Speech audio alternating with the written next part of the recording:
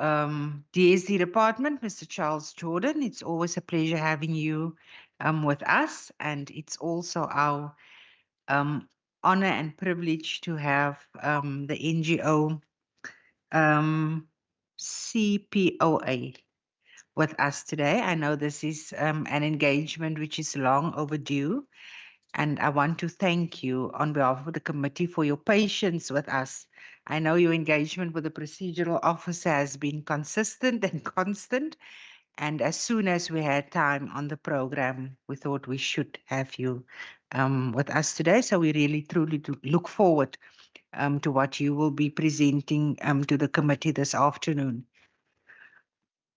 We will now deal with the attendance, honorable members. My name is Wendy Kaiser-Philander, and I'm the chairperson for the Standing Committee on Social Development. I will give my colleagues in chamber an opportunity to introduce themselves. Then we will go online. If there's any members online, we've received an apology from member Kasim, and then member Donita Stevens also indicated that she will be online, but she can introduce herself if she is online. And then I will go over to the NGO management and the department in chambers. Please proceed, members. Thank you. Thank you, Chairperson. Good afternoon, colleagues, and good afternoon to all learned friends. I'm Member Boyson, and I'm a member of this committee.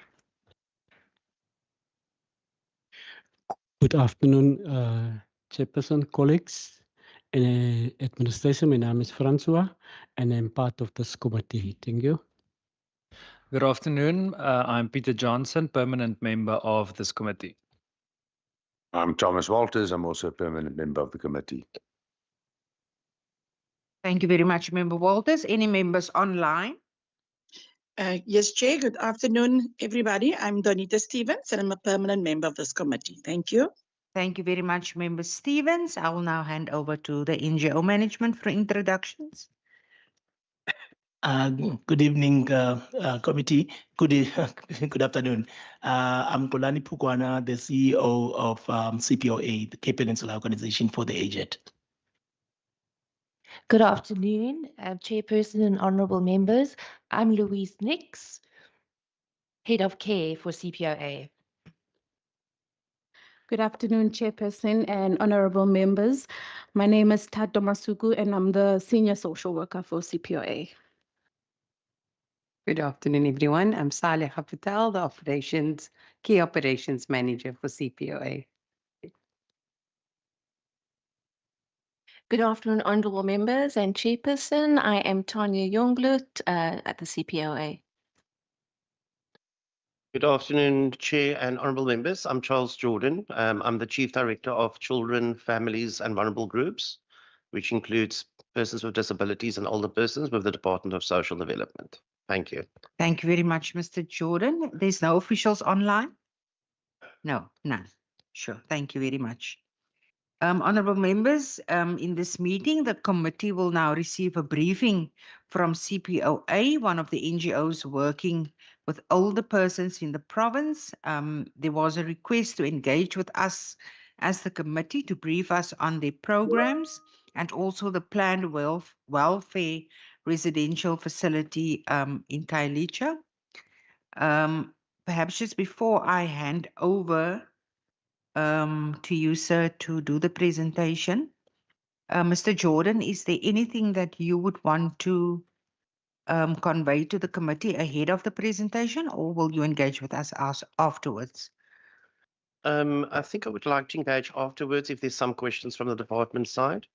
But I can just say beforehand, I'm very familiar with CPOA. Since 2005, I've been engaged in partnership with this organization.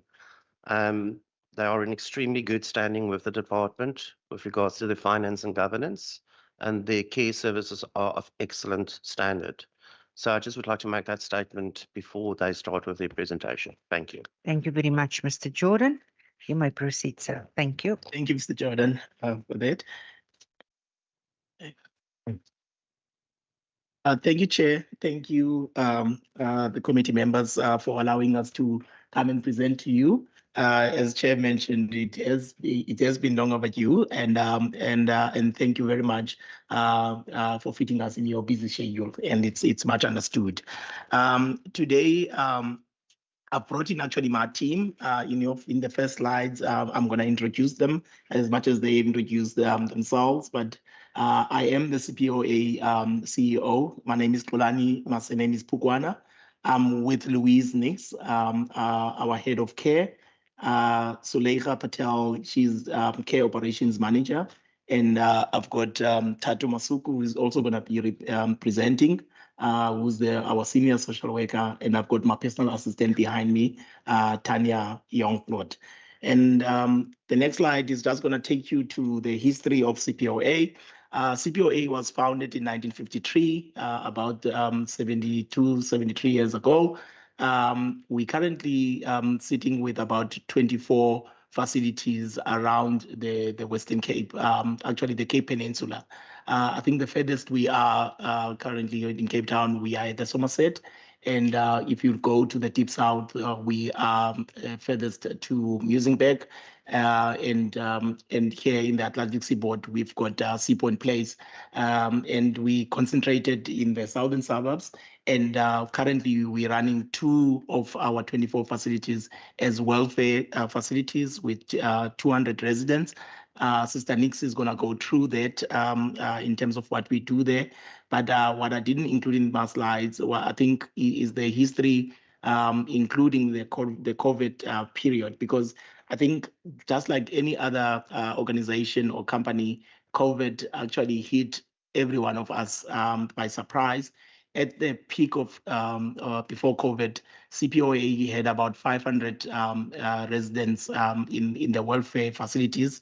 We had 5 welfare facilities. And in those facilities, we actually had about 500 beds.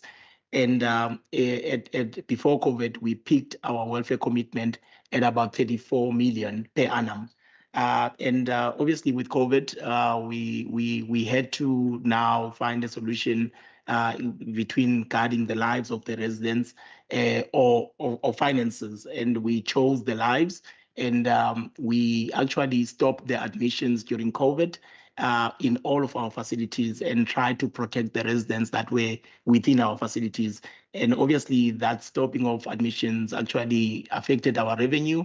And we then had to decrease our commitment to the welfare. And CPOA had a decision to make, and we've actually donated 3 of our welfare facilities in 2022 to an organization called IHATA, who currently still runs those 3 facilities, gladly so in that regard. So they never closed. And we currently now sitting with about 14 million rand commitment per annum in our 2 welfare facilities with 200 residents in that regard. But Sister Louise is going to take you through what we do in those welfare facilities that we currently do have. Sister Louise. Yeah. Good afternoon. So as Kalani mentioned, we do have 2 welfare centres at the moment, and CPOA was started over 70 years ago by a group of volunteers. And the motivation behind it was that they were concerned particularly about people in the low-income areas that had not provided for their retirement. So it was really focused on the low-income areas and the people that were destitute. So and that is something that's kind of at the core of our business, but I will explain it to you. So the welfare centres provide care to people that have a SASSA pension and are on low income. We basically, between CPOA and the Department of Social Development, 100% sponsor each and every resident. We don't ask for money from their families or anything.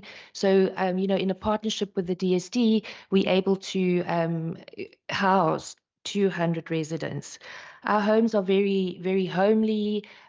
Safety and security is of paramount. We have professional staff on all shifts as well as carers.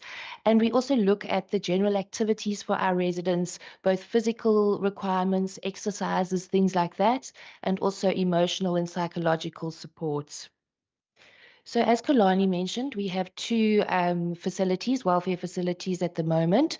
One is in Lotus River Place. You can see the front of the facility there. That was opened in 1984. It is the largest facility that we own with 120 residents that reside there. Lotus River also has a memory care or a dementia unit, and we provide for Group 3 residents. Now, when we refer to Group 3 residents, it's those residents that are unable to perform their own activities of daily living. So we're looking at very frail and very incapacitated residents. Just as a point of interest, those with dementia are automatically classified as a Group 3. Moving on to Erica Place in Athlone, this is a 80-bed facility. It was one of our first homes opened in 1953, and again, we take Group 3 residents there only. Just looking at the figures, just very broadly, our commitments, I'll just go through it quickly.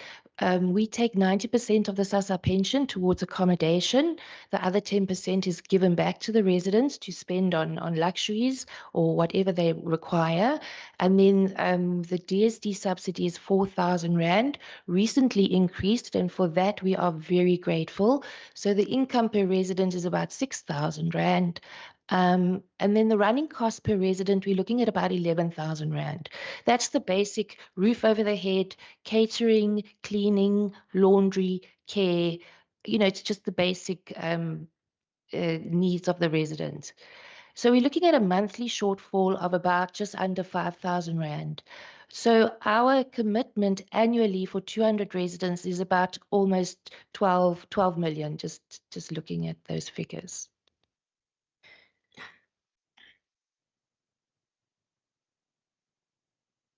At CPOA, we really invest in giving the residents a dignified life. You know, they come to us at the end of their lives. So we are very appreciative of the money we receive from the government, but there are additional items that we become responsible for because we are taking care of the residents.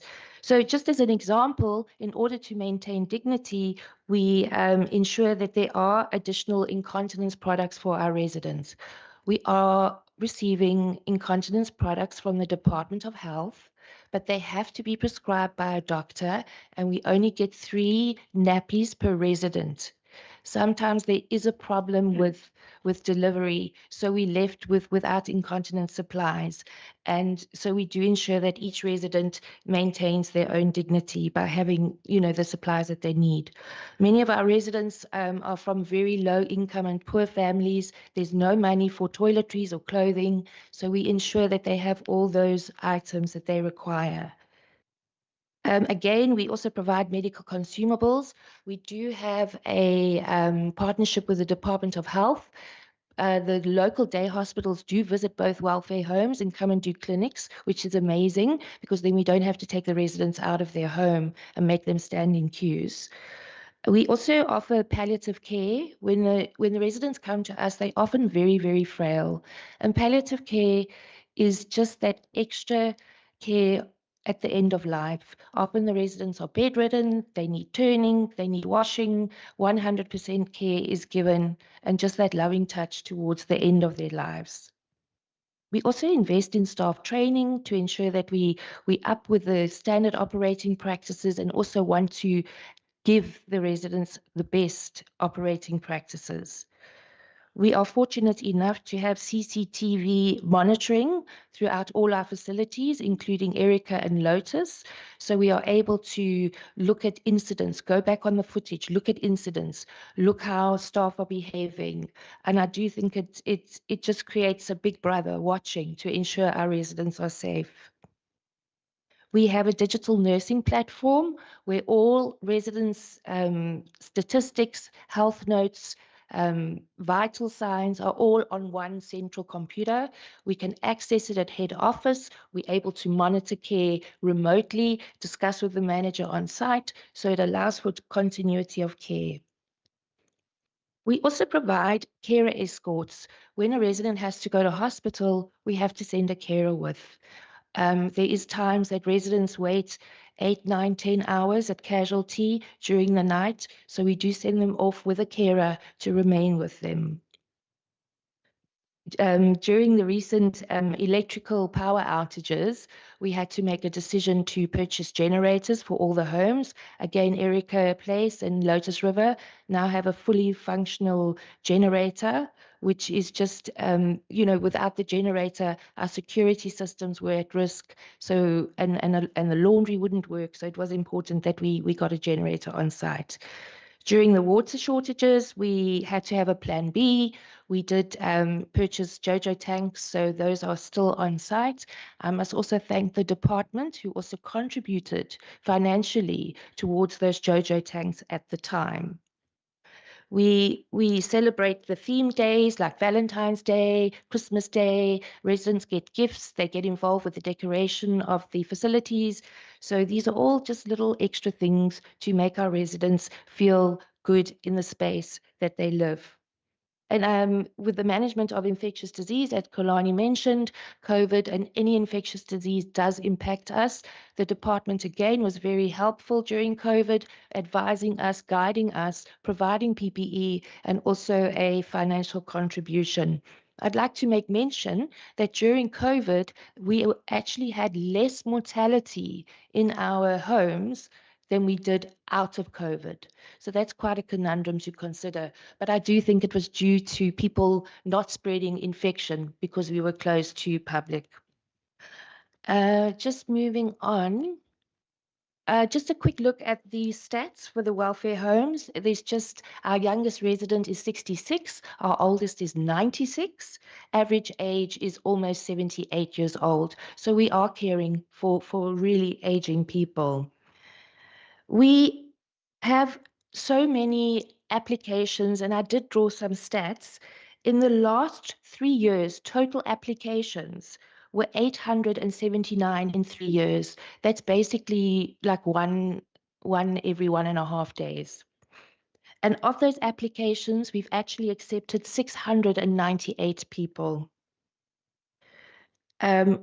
Annually, we did some stats on this as well. We get 2,540 inquiries per annum via email, phone, or via the website inquiries seeking specifically welfare accommodation. So we have to screen at that point. Maybe they're not group 3, or maybe they've got too much income, but it just proves that there is a great need. Sorry, I'm just looking at the demographic profile. You can just see there 74% colored. I think it's 16% white and 10% African. This is across the 2 welfare homes. And just to mention, within these homes, we obviously rely on staff. CPOA employs their own professional staff, but catering, cleaning, security, and carers are all outsourced. Having said that, these homes operate as a big family. We have the same staff coming every day, getting to know the residents. So it's not a hospital environment. It really is a homely environment. So there's 130 people employed over the 2 facilities for 200 residents. And we just must remember that for every person employed, they are possibly supporting 3 to 5 dependents. So we're enabling them to have financial stability, be able to educate their children, and also to have a commitment towards the community as well. Aside from this, staffing at head office and the support team includes the centralized billing and accounts, our care operations manager. We have a maintenance team. The buildings are a bit old, so we need a lot of maintenance. We have our social workers, marketing department, the driving, because we have drivers with the combis, and obviously the IT support at head office. And then I'd just like to mention that we are moving into a space where we are just collaborating with so many people in this field. The stakeholders are coming together for the plight of the elderly, and it's really eye-opening and exciting that we are able to collaborate. So we are in the next couple of weeks meeting with UCT Research Department to maybe focus on some research, particularly in geriatric care. We have a lot of statistics because we look after 2,000 lives. So that will be an interesting dynamic. We also collaborate with the various universities, the nursing department, social work, physiotherapy, occupational therapy, and we allow the students to come on site, do practical training under supervision, which also it's such a win-win situation because the residents get out of it as well as the students. We also are members of SAHA. We have obviously collaboration with the Department of Social Development. They're very instrumental with our functioning. We meet with them every quarter. They have a forum where we're able to attend and talk about challenges and share information. Obviously, we have a relationship with the Department of Health, who also step in when we need them. We are engaging with GAPA. They are an NGO in Khayelitsha that they almost do home care. So it's the elderly in Khayelitsha looking after the elderly. And we are able to assist them with extra donations that we have and just help them along their way. Okay, I've got one more. Okay, this is just a quick montage of the fun that we have at the homes. I think I would have to invite you, please, to come and visit anytime because it's really a beautiful environment. And then just in closing, as I was preparing for the presentation, I noted this quote from the CPOA chairman's report from 1960. And he said, the dire necessity of care of the aged has become so evident and factual that it's most regrettable that the scope of our activities should be limited to our financial resources. So that is from 1960, and I think we could almost say that today. But I do feel there's light at the end of the tunnel. There is so much happening in this sector, and it's so important because we're collaborating, we're talking, we're tapping into new areas, and we're becoming more creative in creating a better space for the aging generation. So thank you very much.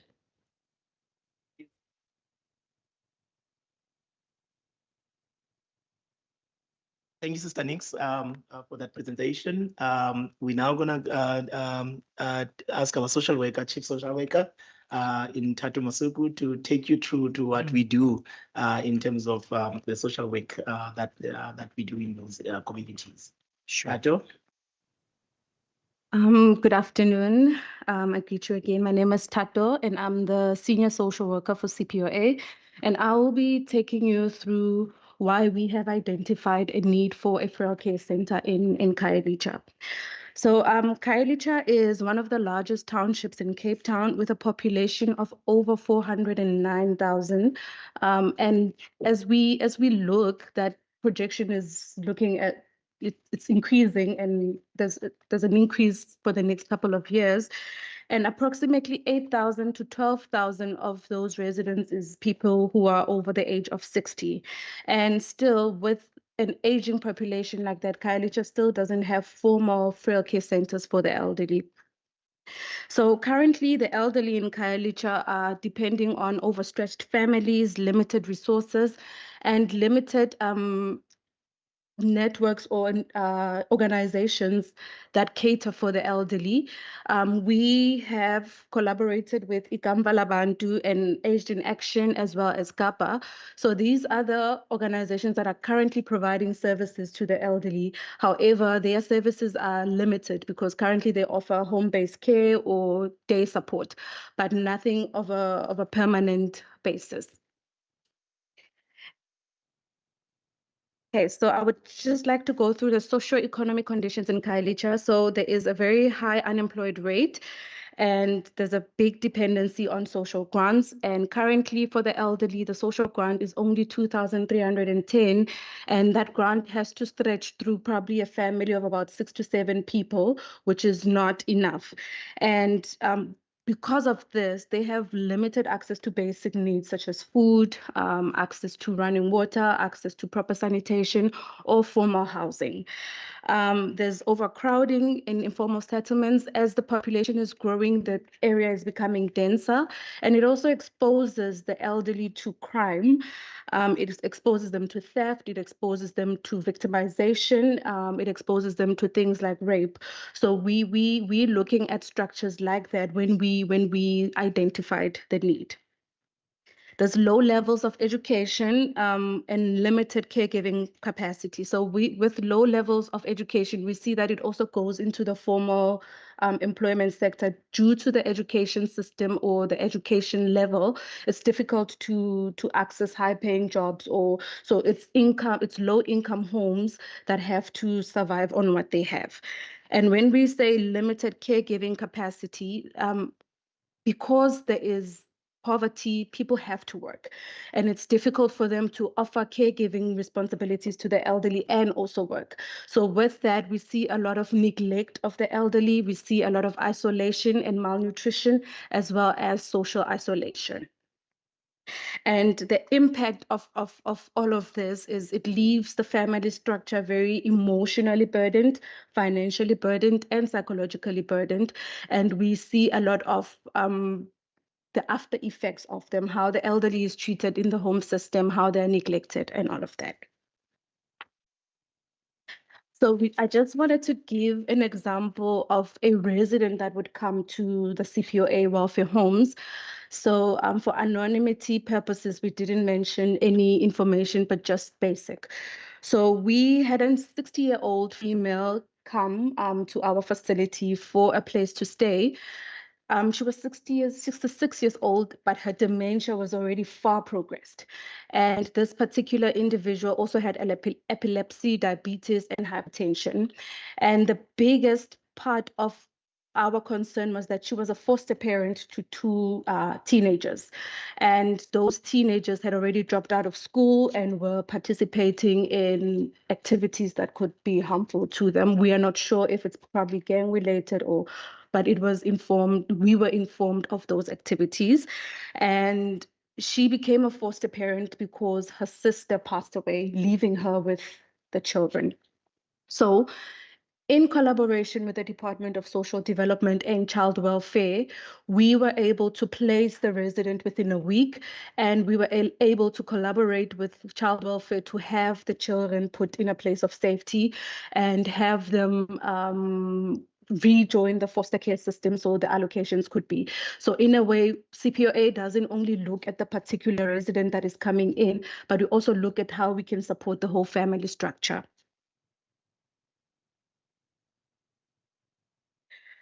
Just an overview of our approach. So our model is transformative because our focus is on preserving the dignity of the elderly. It's also on restoring quality of life. So we use a holistic approach where a multidisciplinary team does assessments. So our assessments are not only focused on the health of the elderly, but also on the social needs, also on the emotional needs, also on the psychological needs of not only the person, but the family as well. And during our assessments, it's very therapeutic as well. And we are able to identify if there's counseling needs that the family needs, and we're able to redirect them to institutions or organizations that are able to provide that care for them. So basically, we gather that information firstly to determine appropriateness of our service versus need. So we don't also put applicants who don't need to be in frail care centers in a frail care system, because we understand the impact of what that could do to an individual who's probably still independent on its different services. And also we do that so we can develop a care plan for them. So when they come into the facilities, we already know what they need and we already know what services to provide. So we work with a multidisciplinary team of social workers, nurses, occupational therapists, as Sister Nix has mentioned. We also work closely with families. In our assessments, it does come up that we meet a lot of elderly abuse cases, and we have a duty to protect the elderly. So we are able to refer to agent action if we need to. We're able to remove the resident, if the applicant, sorry, if we need to. So we're able to respond to those urgent needs as well. We offer counseling to families, but mostly it's for that advocacy of the elderly. We see a lot of people being forced to be in the facilities. So our process is also to ensure that the rights of the elderly is protected and they're not being forced to move from their home systems and come into facilities. All of this we do because we want to ensure that the elderly is protected. We want to ensure that their dignity is preserved, and we want to improve their quality of life. The gaps we've identified. So what we are currently doing is we are trying to get to know the Khayelitsha community. So as Sister Nix has mentioned, we have identified a couple of organizations in Khayelitsha that we can collaborate with. GAPA is one of them, where we had a couple of sessions with them on the services they provide to the elderly, and we can identify gaps there. So in our interventions with GAPA, we found that yes, Khayelitsha doesn't have a frail care center, but there's also other issues that we could, before the facility is built, CPOA can come in and assist with that. So we are trying to do that as well. And we've seen that because families rely on informal networks. So there is a little bit of being overwhelmed. So awareness campaigns could also help. So we are trying as much as we can to leave a footprint in Khayelitsha so that we are known as CPOA as to be the people that are here to protect, and so we can actually meet the needs of the elderly in the community who is currently very neglected. Yeah. And our vision is to have that 100-bed facility that promotes active aging, to integrate our holistic approach, social work services, nursing services, to the betterment of the elderly's life, and to collaborate with as much organization as we can just to ensure that all needs of the elderlies are met. And also make sure that the voices of the families and of the community in Khayelitsha is also heard. Thank you. All right, thank you, Tatu. And I'm now going to take the committee to the last few slides. I'm probably going to go through another 5 minutes, and then we will be done with our presentation. I think my colleagues have mentioned exactly what we're trying to achieve with Khayelitsha. But just to bring it into four, Sister Louise did mention that for the two facilities, we employed about 130 people permanently. So with Khayelitsha having 100 beds, we would at least employ about 70 people permanently. And we're not talking during construction period. And as she mentioned, if you extrapolate this number with the dependents on the salary that these 70 people will earn, we're talking about 350 people that will be dependent on these on these permanent jobs in that regard. And this picture is always, I've had it for 5 years now in saying that I want to take people out of these conditions. I mean, these conditions are obviously prone to fire for the elderly person. I mean, Tatu did mention that the elderly, in most times, they're living with dementia. And when there's fires in these communities, they don't know what's going on. And then they are the hardest hit when it comes to safety and security, and hygiene is an issue. And we just want to provide dignity in the twilight years for the elderly. And we've twinned this this Khayelitsha project with an early childhood center. Again, trying to take the children out of such conditions and bringing in an early childhood development center that's conducive to a child's success in their later lives. So if we were to just look at 2 slides, this is one slide that I will present to this committee in saying that let's try and take these people out of these conditions and put them in the conducive conditions with dignity in that regard. And this is actually what we're planning with Kailicha. I mean, these technicians, they can actually bring something into life.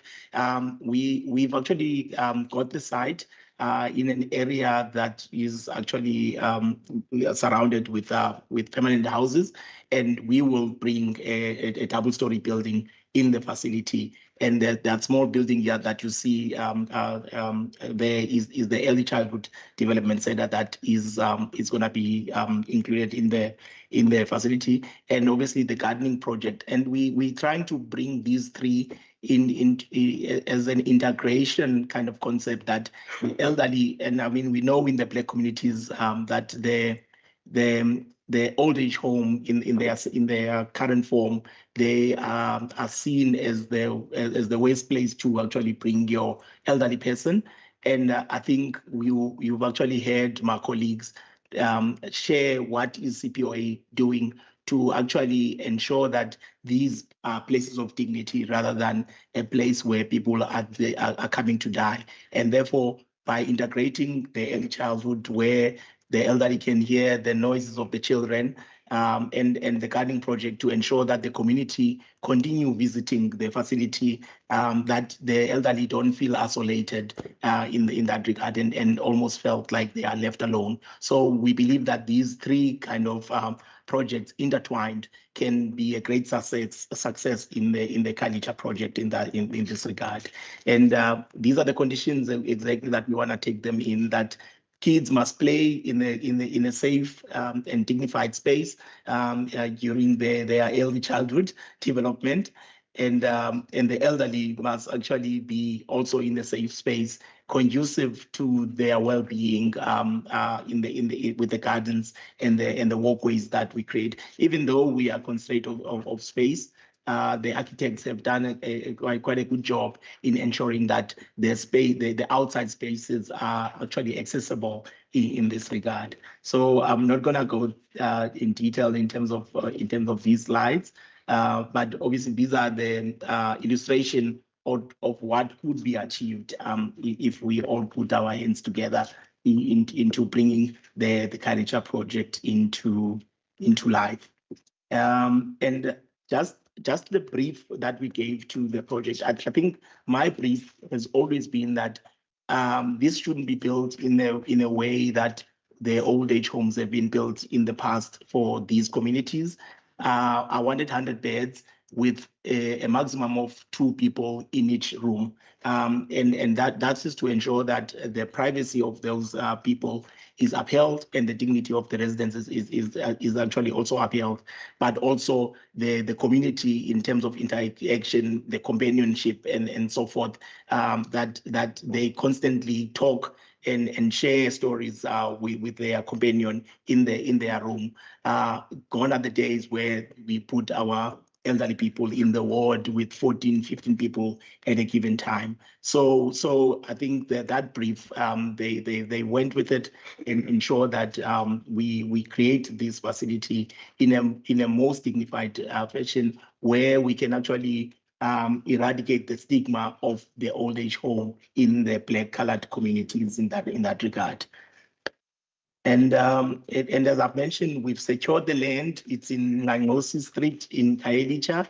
And we want to, as I've mentioned, the main building is going to be the old age facility. It's going to have the creche on the side and the landscape gardens as the center court, which brings everybody together in that regard. And we know the communities love to have events. We've created this parking area for such that you can actually put a marquee and have the families enjoy when they bring their grandkids to their grandparents and enjoy those festivities in that regard. And we've actually engaged with the City of Cape Town. They love the project.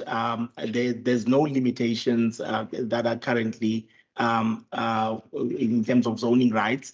And I think we are good to go in that regard. We've looked at the bulk services, and plans are well underway with the city engagement, because we felt that what comes first, is it funding or is it planning? And it's a chicken and egg story as to the funders will say, but have you bought the land? Have you got the plans? And then when you go to the other side, then they ask you, have you got funding? So CPOA has now gone ahead in saying, let's secure the land, let's plan this thing as if it's gonna happen, and do all of the things that we can up to a point. So we are taking this project up until the plans are finalized by the city, because they do take time.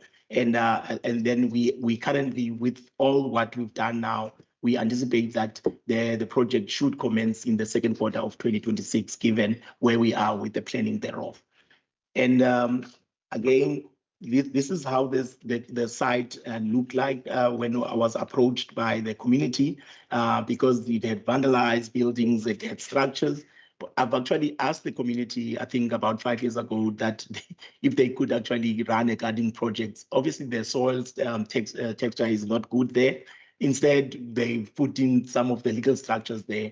We came in and we demolished those structures because they obviously the crime and security was of concern to the community, and those were vandalized anyway, and they were hiding behind those. So we've actually flattened the site, which actually gave us an idea of what we deal with in Khayelitsha in terms of the project itself, because there's dynamics in that regard. But we were successful in actually cleaning the site, fencing it, and now a site being ready actually to erect the buildings, if you like. So the project itself, it's going to cost us about 115 million. We've costed this project with the QS. As I've mentioned, we've employed the professionals where they've designed, they've costed it, and we are in the final stages of ensuring that the technical design of the project meets the city requirements in that regard.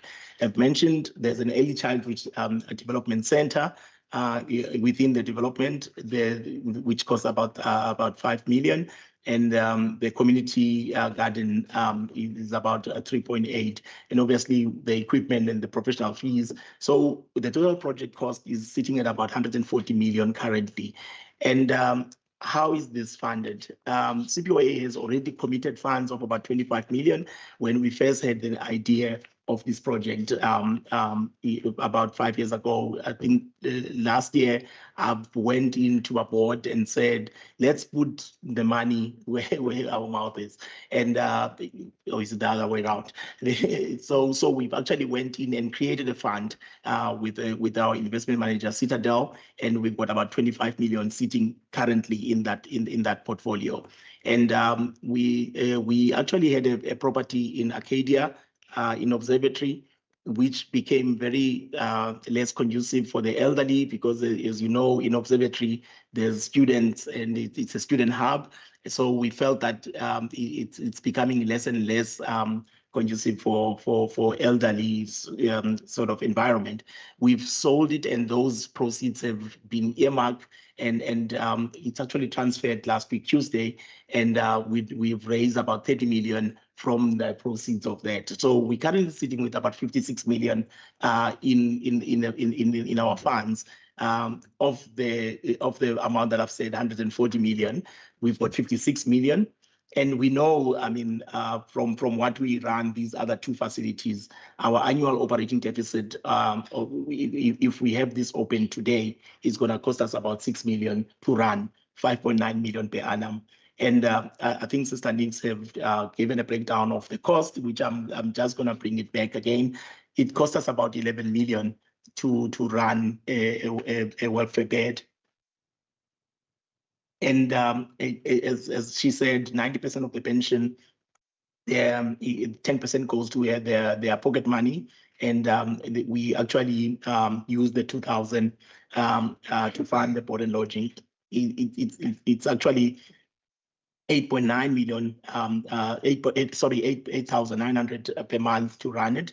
So the annual deficit on this home, if the department does not assist us, it's going to cost us 10.8 million, which we can't afford. And we are expecting that because the framework of the department is already there for group trees. They actually subsidize about 4 million. So we expect that this is a funded facility because it's built in such a way that it should get all the approvals that the department actually hold us against or up to. And therefore we should be expecting that framework that exists within the Department of Social Development, given the budget constraint, that we should be getting the 4.8 million, which then comes down to an annual commitment that CPOA, I think we can sort of afford in terms of our other sort of economic projects to sustain the 6 million, but we definitely cannot afford the 10.8. And I think in summary, I think, Chair, what we are saying is that CPOA cannot do this project alone. I think whether it's government or it's private sector, but we are the private sector, I suppose, that is willing to do this project. We have been trying to talk to our private counterparts, but it's difficult because we come to this department or this standing committee because we believe that the elderly are the custodian, or you are the custodian of the elderly in the country, in the province, and therefore, if there's anybody, it's probably the Department of Social Development that we should come to and ask for assistance. And I know we've been told many times that the home-based care is one part of the solution, but I think, as Tato mentioned, that these people cannot age in these conditions because they're not conducive for elderly, and therefore at some point they need to be taken out of those conditions and be taken care of in the dignified space which CPOA can provide. And as I've mentioned, we've already committed more than 55 million in the infrastructure cost, as well as the running cost of 6 million in that regard. We need the DSD to consider subsidies for our new facility, as I've mentioned. So the expectation is in twofold. If I were to come out of this meeting, the only two things that we want this committee to consider is obviously the CPOA and Kailicha project, but the outcome will be that the approval of the subsidy for Kailicha for the 100 residents that we're gonna have there. It's gonna cost the department a new sort of budget of about 4.8 per annum, and obviously, and I know we've talked quite a lot as to which department is responsible for this infrastructure, and you go to DSD, they're not funding the infrastructure. You go to housing, they're not funding the elderly. So we actually in with as to who do we speak to, and then we come to you as the custodian of the elderly and say, help us talk to the right department, because I do believe there must be a framework within government that should actually afford us the 70 million to actually make this project a reality. So, Chair, if anything that we said today, those are the only two things that we want answers to in that regard. Thank you so much. Thank you, the members. Thank you very much for the presentations, Mr. Pukwana, Mr. Nix, and Mrs. Masuku. We truly do appreciate you engaging the committee this afternoon. We are now at the stage where we're open for questions and answers. I see two members raising their hands. I see there's a member online that's got a hand raised, and then I also have a question, but perhaps the questions raised by the two members will also answer my question. Yes, I think members, you can also just indicate perhaps whether you are speaking to the first part of the presentation or to the intended development part of the presentation. So I see member Kamfa, member Walters, and then online member Kasim. And then I will pose my questions.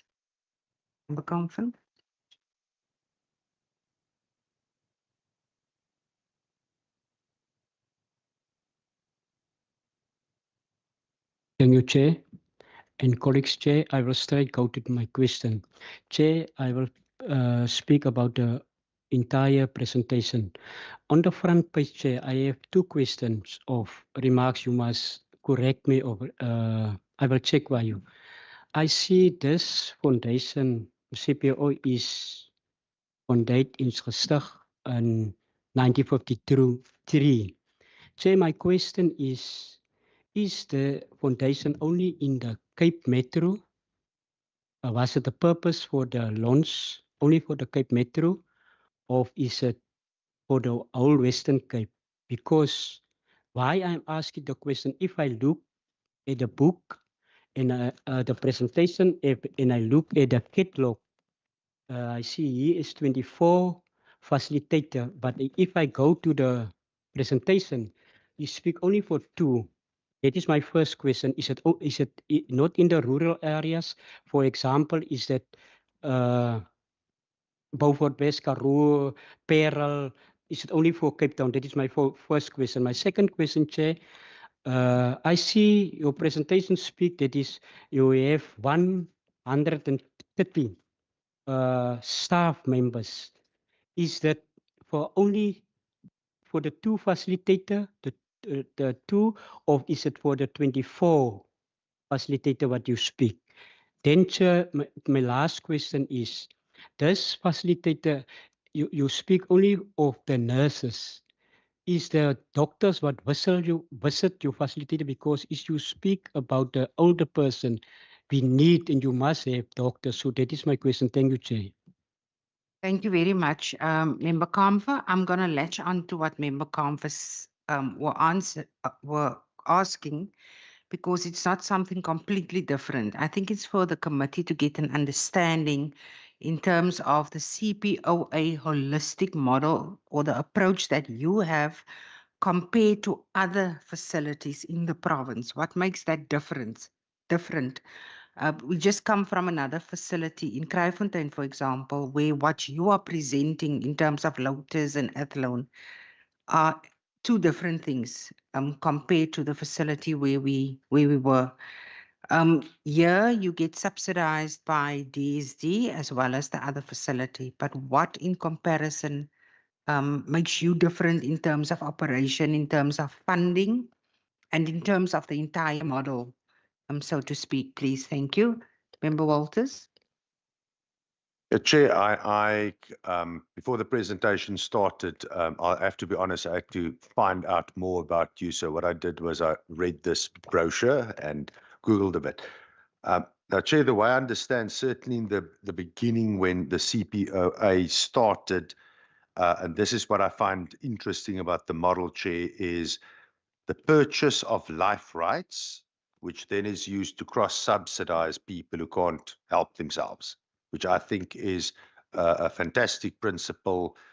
It's a form of cross-subsidization that sidesteps bureaucracy and overhead costs and all that. So essentially, the way I understand your original model is the more people who buy life rights, the more people you can help. So it's logical then that if your life rights are marketed, the more people you will be able to assist. So I'm fascinated in what ideas you have, because that is, Chair, if I can slightly digress, there's a great movie about McDonald's where you realize it's not a food franchise, it's actually a property company. Now, this is actually, in a sense, what you're doing. You have the service you provide is for people who need it, but you have worked in sustainability there. So what are you doing to promote the selling of life rights? Because I think that to me is fundamentally speaks to your model. And then there's a second point that was raised here that I think we should touch on, because certainly the ethos in the Western Cape government, and I'll use an example, Chair, in terms of economic development, we are busy building up the capacity to have a one-stop center to promote business. And it's something we touched on previously in the committee. And this is actually, I'm couching a question as a bit of a suggestion, but I would love to hear your views on do you think there is space for a one-stop center for private providers of healthcare, elderly care for those who can't help themselves, organizations like yourselves? And I will attach to my question, what is there a way, have you quantified the costs of delays pillar to post? What's the impact on your model? Are you happy to take more questions, or should we just deal with the first three and then we can go for a second round? You happy? Sure. Thank you. I'll come back to you, Member Kasim, and then Member Johnson. Yeah, I'll first start with the model and perhaps come back to your question, member, honorable member. Perhaps because we always worry about time when we come to these meetings, and we don't want to bombard the committee with too much information.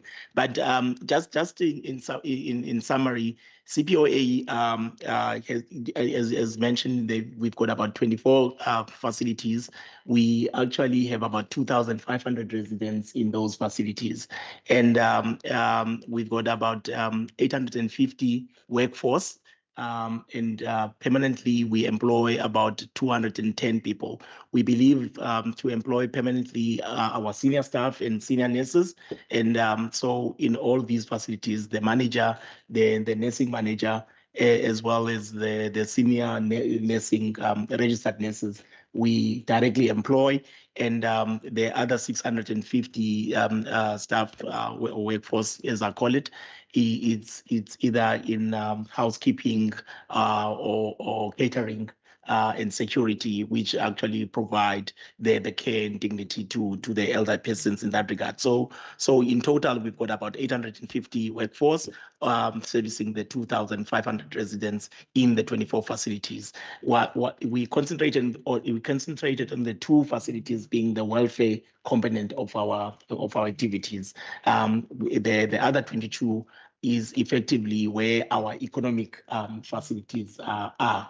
And these economic facilities, honorable member, you rightfully say, we run them on two models, a rental model as well as a life right model, which the life right model of CPOA is that because we own these properties and therefore they don't transfer to the resident, and the resident actually buys the right to live in these properties for the duration of their life. And therefore, say a resident buys for R1 million in year 1, in year 10, they pass on, and then we resell that unit at, let's say, 2 million. And therefore, the difference is then the profits, if you like, that these profits we use to sustain, if you like, the welfare component, and that's why we do feel that currently we've got a perfect mix in that these economic ventures of CPOA can sustain the current 12 million and the increment of 6 million that will result from Kailija, because we gotta have about 18 million once the Kailija is in operation, and therefore the current economic activities of CPOA should suffice in its current form to sustain this model. But obviously, and I think we've seen it during COVID, that CPOA, the last actually welfare that CPOA is built was in 1983 or 85, I think, in Lotus River. That was the last one. And in those years, they actually broke even the running because the subsidies and the board and lodging was equal to running the expenses. But as I've mentioned, over time it peaked at 34 million just to run the 5 homes. So you gotta increase your economic activities diligently in order for you to match the current sort of increment in cost in running these welfare homes, because we're not expecting the income to increase at the same rate as the expenses. So I think that answered the two questions, and like I've said, we currently concentrated in the Cape Peninsula, if you like. I think hence our name. But I think our main resources are here. Our strengths are actually in the Cape Peninsula, and nothing stops us to go further.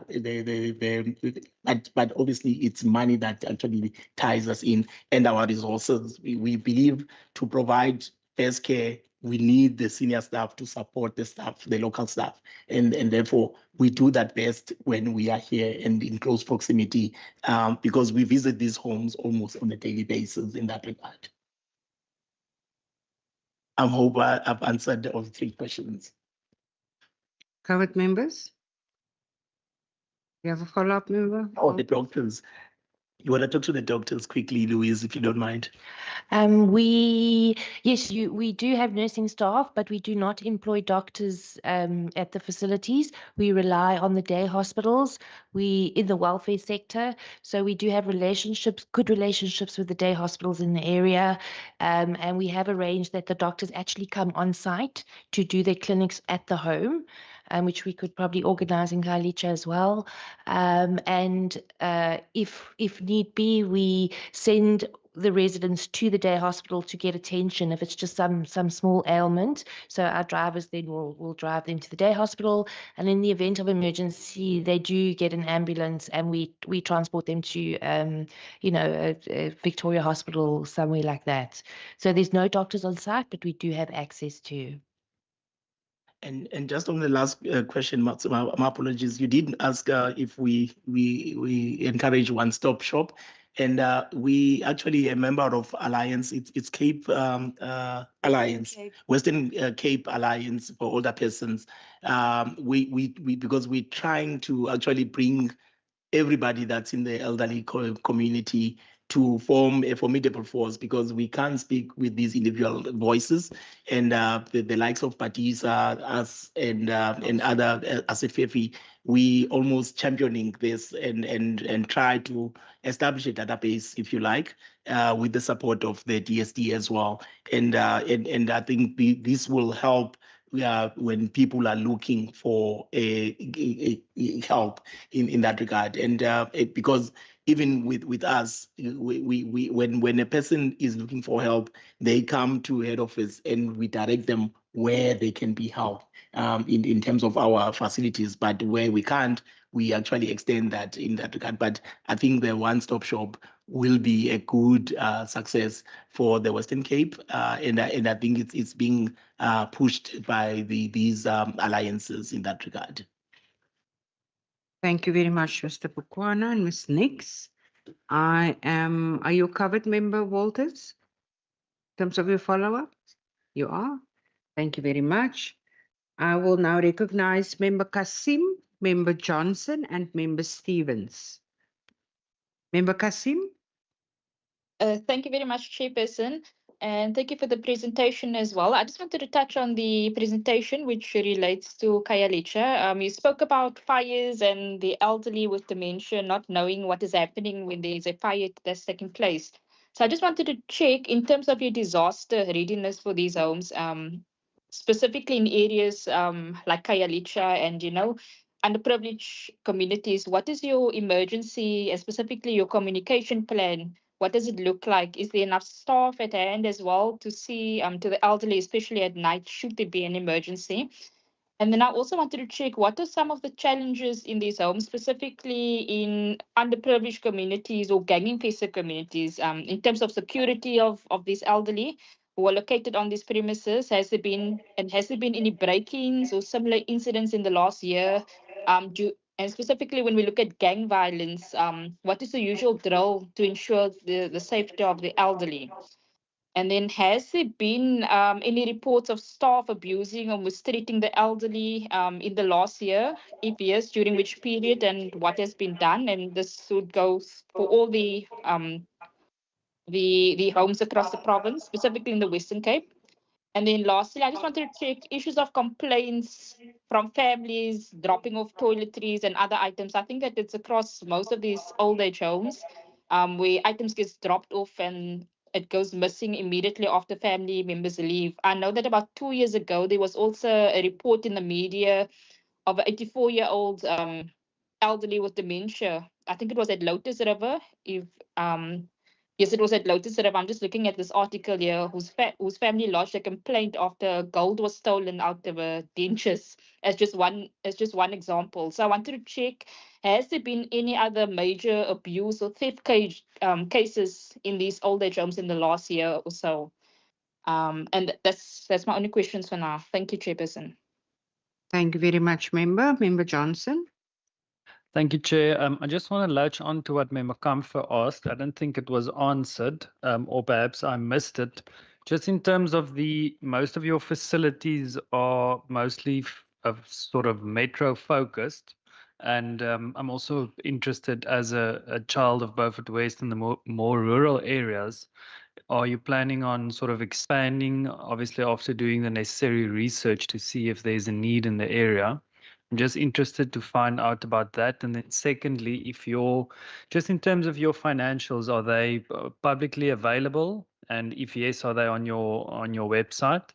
And if not, if you can just sort of briefly explain if you don't publish them. Thank you. Thank you, Member Johnson. And then the last member for this round is Member Stevens. Thank you, Chair. Member Johnson covered some of my questions, but I just want to know, what is the process for admission and what documents are required?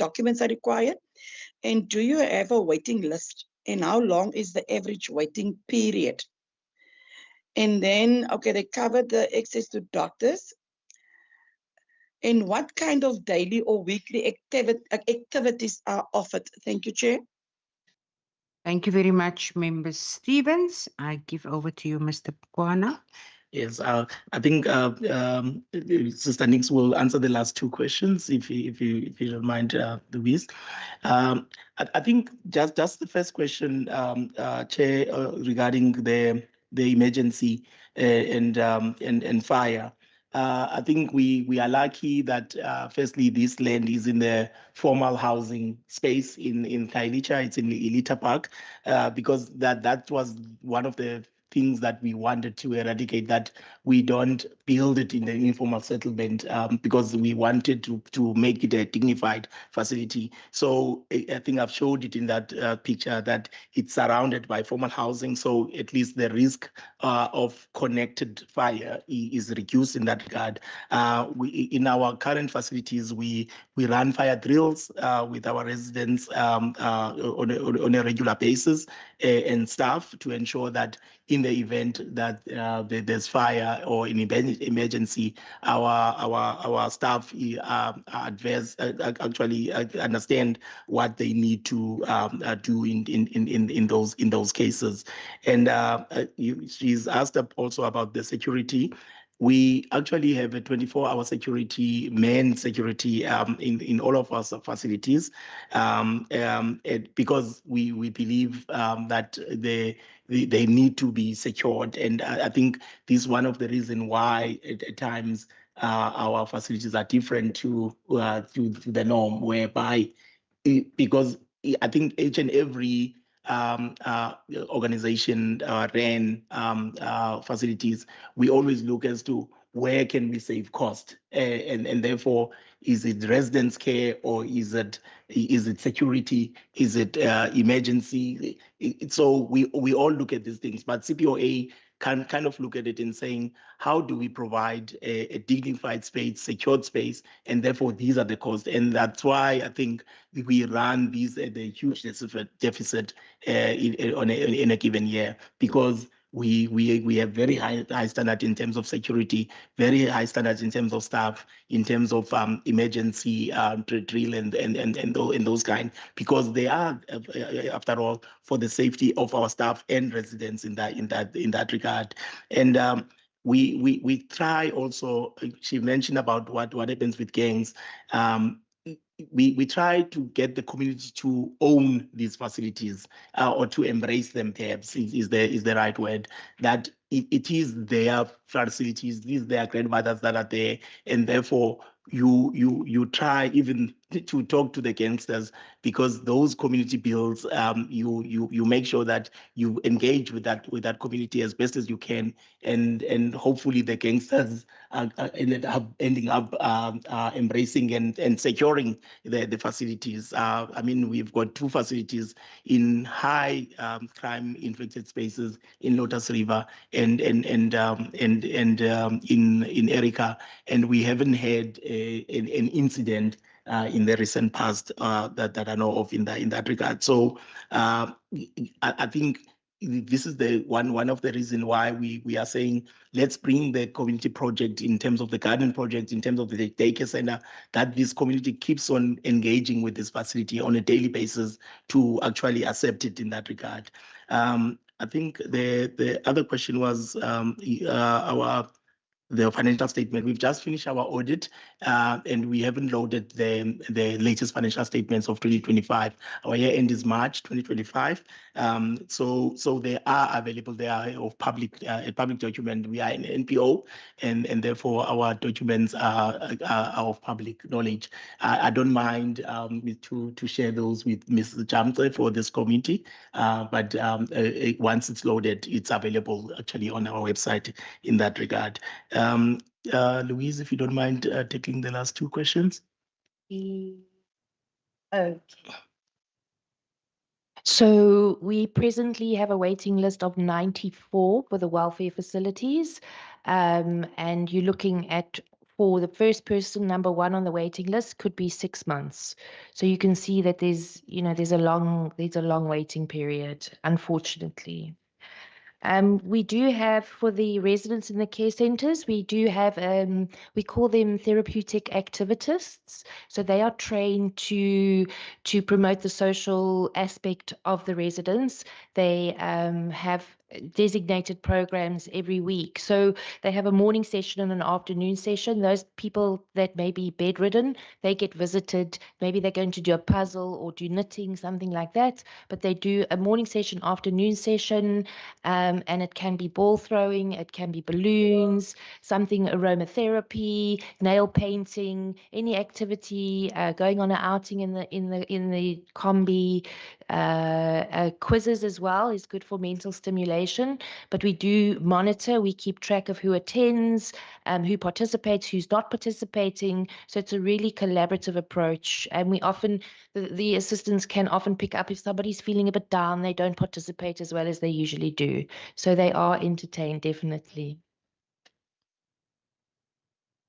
Very much. And then maybe the question that I keep running from is our extension to the rural areas, and I think it's all about this framework that I've been asking about, because I think if we can fine tune the framework between us and the government, perhaps in terms of the infrastructure being built, because we've seen it, for instance, that with the life right model that we've got, we are almost happy to say we can afford the 6 million on an annual basis, because the investments are going to grow. There's sustainability in that regard, but we cannot afford 100 million to actually erect the facility. And therefore, if there could be some form of a framework within the government that says we're going to assist these kind of organization that wants to expand the elderly care, even in the rural areas, I think I can be happy to go back to my board and say we've got a solution, and therefore we can now plan on rolling it in that regard. But in the current situation, it's difficult, because it would mean that CPOA must unlock the investment. Even with the Kalicha project, we've already unlocked about 50 million of our own investment that is meant for sustainability on an annual basis, but we're almost happy to unlock it for infrastructure. But it's a risk that we are willing to take. And I was saying to my colleagues, even my employees at work, that it's a drop in an ocean, 100 residents, but it's something out of the many people that needs assistance, and we unfortunately we cannot do all of them all at once, but we gotta establish these relationships, do one at a time, and hopefully expand it, and hopefully it gets to those rural areas. That because the reason again maybe why we want to do a Kailicha one, because I know how well run CPOA facilities are in the colored community, and like you've seen in the demographics, because these facilities are in the colored areas, the blacks are not there, and it's sad to take an 80-year gogo out of Kailicha and mix them, and you expect them to integrate at that age. I know our country, we want integration. I mean, it's easy for me as a young person to integrate with colors and with whites, but to expect an 80-year-old, one person to integrate with 99 colored people, it's unfair. And therefore, if we can copy what we do in those colored areas, I'm sure we can destigmatize the welfare sense or the old age home stigma in the black communities, and get the old age homes almost embraced, because we almost are creating the fact that, because I also believe that we don't actually necessarily care by leaving the people alone. We need to put them in the care facility, but they are so stigmatized that we rather put them and leave them alone in that regard. Thank you very much, Mr. Bukwana. I do not see any further hands. Member, my apologies. Your hand were up earlier, Member Boyson, and then Member Van Vogel. Thank you, Chairperson. Chairperson, I must say that I like this presentation because it's not based on a zero-sum basis where people come and they have nothing and they want everything. In this instance, Chairperson, the property has been secured. That's a plus point. There are some committed funding for the 55 for possible infrastructure, then the 6 million for running cost. Those are all plus points, Chairperson. But for me, there's, and I'm speaking under correction, and I would like the team to make me understand. Firstly, the buying of lifetime rights, is there an entry requirement? And if it's an entry requirement, Chairperson, the facility would be based in Khayelitsha, and with a buying of life rights immediately puts Khayelitsha itself on the back foot, because I see SASSA people there. You know, so that is the one part in terms of how would that breach be covered?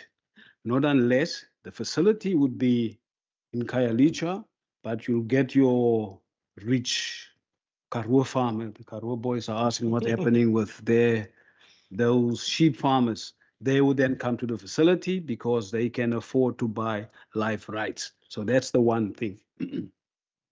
Then also, Chairperson, for me, this is a 3-in-1. It's a chicken and egg situation. The current 2 facilities has a shortfall. Now, in my mind, is this part of, can we breach the shortfall? So that's one request. Secondly, at the risk of either building the infrastructure or one of our departments builds the infrastructure. It's either DSD or it's the Department of Infrastructure in partnership with their 50 million. So that's a second request. That's a second request. Then the third request that I'm seeing in the presentation is that now the facility is there, the running cost of the residents.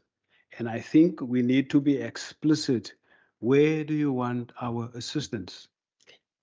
Is it for, we wait that the facility is there, then Mr. Jordan and his team, they come in and they deal with the subsidy for the annual basis, etc.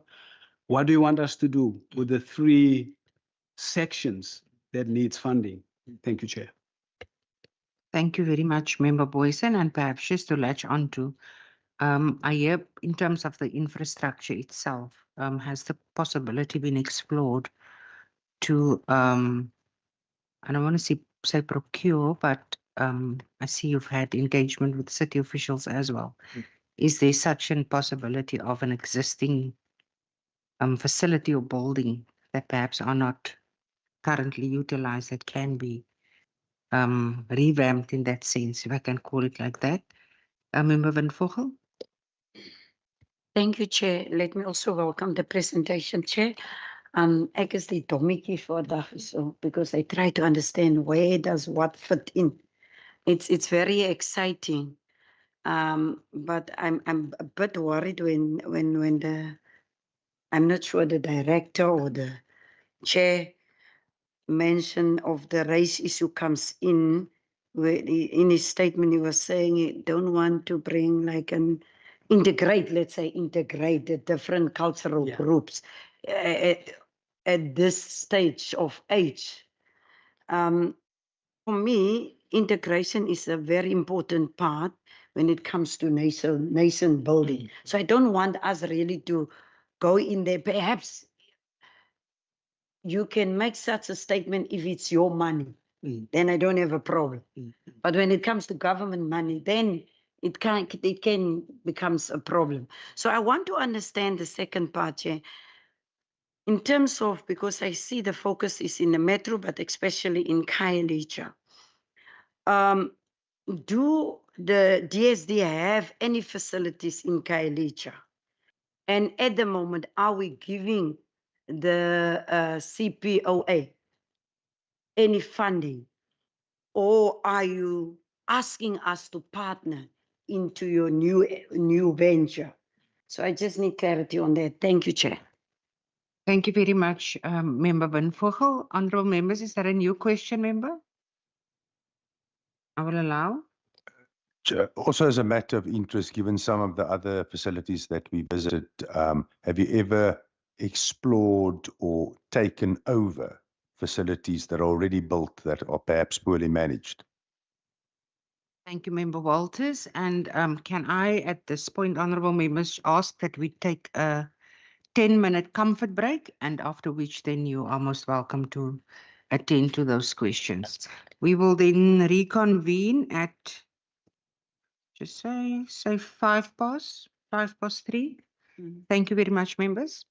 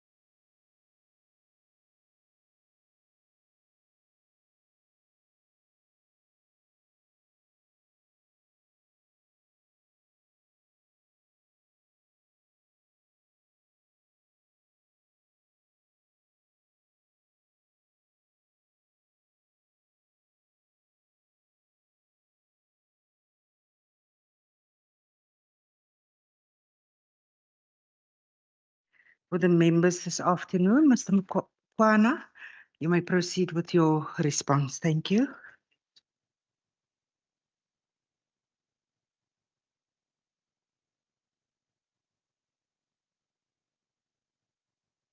Sorry, the life right question in Kailicha, it's a definite no in Kailicha because we expect, obviously, SASSA, as the honorable member mentioned, we expect SASSA residents there.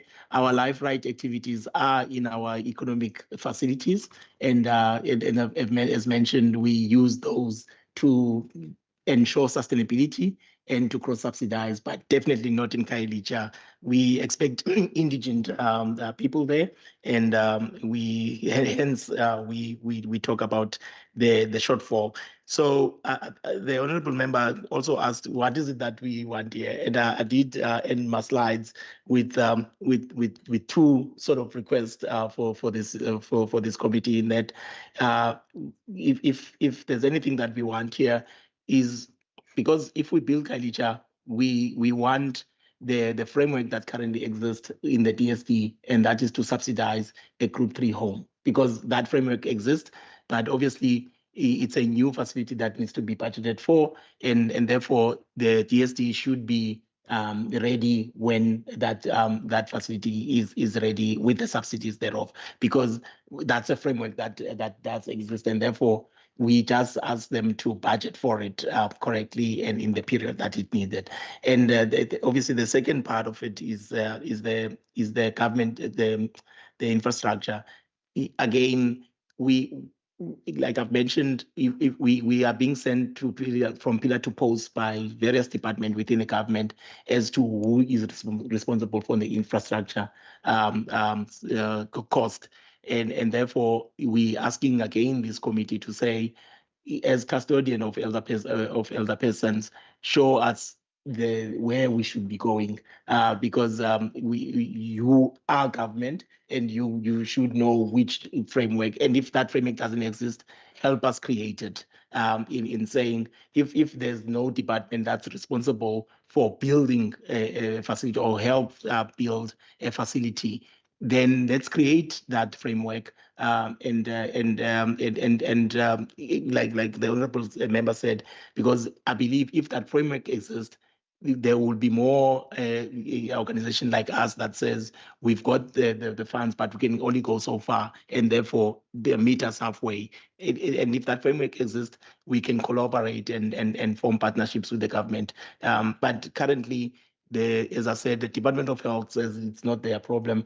When you go to housing, they say the elderly are the responsibility of the Department of Social Development, and you go to the social development, they tell you the housing infrastructure is somebody else's problem. So we don't want to be fighting governments.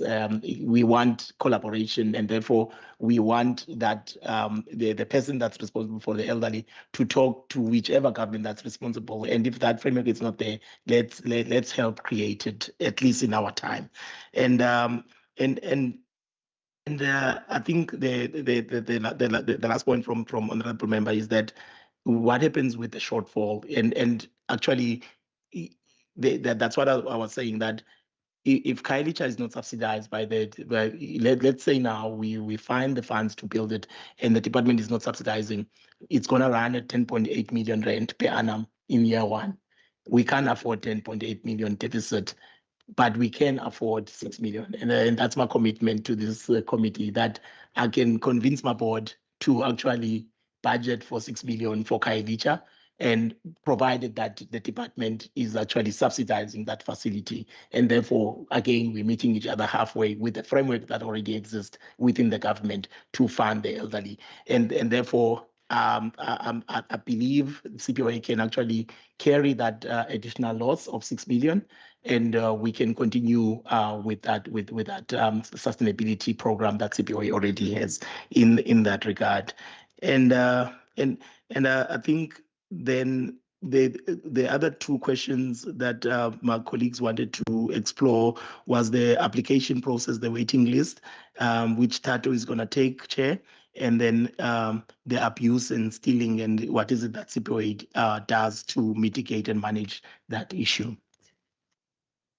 Sorry, I missed out on answering those questions.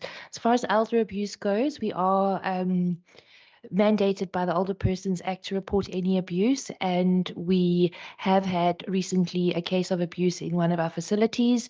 We noted that one of the residents had bruises. We went to look on the camera, and we immediately clipped into action of what we needed to do.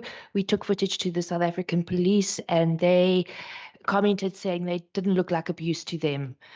So that is a big challenge for us. They don't want to take these cases on. And after much conversation, we eventually got a case number. The detective came out, and the lady is going to court shortly. She did have an appearance, but we do not tolerate it. We do not accept it. And we are mandated to report. And then as far as theft goes, it's an ongoing problem, I think, all over. We encourage residents not to bring valuables in. We obviously want to mark clothes. When a concerted effort is made to go and look for something, we often find it. That is another reason that we have the cameras in place. So it's vitally important that when something goes missing, that it's reported to the manager immediately. If it's after the fact, a week after the fact, the footage is gone. And so staff are also searched, but I think there's been a dramatic decrease in theft since the cameras have been installed. Okay, so I wanted to just focus on the question about the application process and the requirements for admission. So currently we get our applications from various sources. We have families who are applying themselves. We work in collaborations with hospitals like Stigland or Grooteskier, who will refer people to our facilities, and also community leaders who identify elderly who are in need of care and protection within the community. And when we receive the application, it has to have identifying information. It has to have the financials of the person. It has to have a medical report and a psychiatric report. We request this because according to the Older Persons Act, there's certain professions that need to be part of an assessment, which is the social worker, the facility manager, the care manager, a doctor, and a psychiatrist. So since we do not employ doctors and psychiatrists, our application process does include information that comes from certified doctors with their credentials on it. We have then an assessment process where we check eligibility. As Mr. Pogwana has mentioned, we are a funded facility, so we have to ensure that the people that we do admit in our facilities do qualify for the subsidy provided by DSD. So that means they have to be either physically frail or mentally frail. And people with a diagnosis of dementia automatically fall within the criteria of Category 3 because dementia is unpredictable and it's a progressive illness. I think the biggest challenge we have with our admission process is the waiting list. So currently, as it stands, we do have a waiting list of about 6 to 12 months. And we have 3 different types of waiting lists. We have the general wait list. People who will be on that general wait list is people, there is a risk, but we've identified that the support structure that is there can wait for the duration of the wait list. And then we have a priority list, which the urgency level and the risk level is different. And then we have the emergency waiting list. So that is when we have cases of elderly abuse from the Department of Social Development, or when we identify in the assessments that the elderly is at risk of being neglected or exposed to things that would harm him or her, then we find a way to make space for that particular person in either of our facilities. The reason for the wait list duration is because I think the demand is very high. So we have people wait long. And because the only time we have beds available is if someone passes or a family decides to discharge from our care. So hence the duration of the wait list. And I think lastly was the question of why are there any facilities or buildings that already exist that we could actually look at in augmenting them. I think again we have a chance in almost stigmatize elderly care in the Black community. I think it's always going to be difficult to re-augment or retrospectively augment the building because it costs probably just as much to do that. Because the elderly infrastructure needs a different augmentation altogether. But as I've mentioned, I believe if we do this home, we have to create dignity or more dignified facility whereby we have a legal chance of bringing a building in this community that's gonna help in the long run, because I really do believe that what we define as care in our current form as working class is not the care that our elderly need, because we leave them, let's say at 6 o'clock when we go to work, and we expect them to eat and have taken their medication and do all the necessary things that they need to do with all the pressures that they've got, a person with dementia and all of those other factors. And then we come back 7 o'clock at night, having been at work all day, and we expect that that person should have done all the things that we've given the instruction to do. And I think the challenges of us, this generation, working and caring for their elder aging parents, it's putting us in a situation whereby we feel like we can't put them in a ill-run old age facility because of the stigma attached to it. But then we're putting them at risk by leaving them at home for at least 12 hours in that regard. And therefore, we've got an opportunity now of a facility, of an organization that say, let's build a dignified home that's going to take that stigma away and hopefully change the whole perspective of the elderly care in the Black community. We've done it in the colored communities already. We excel in the privileged communities. I think if we can build this facility to the spec that I'm thinking that we want to build it, we will take that stigma away. And in 10 years' time, we won't be talking about I can't put my gogo in an old age home because I'm deserting them, because you effectively deserting them by actually leaving them at home for at least 12 hours. Very much, Mr. Bukwana. I do not see any further hands, members. My apologies.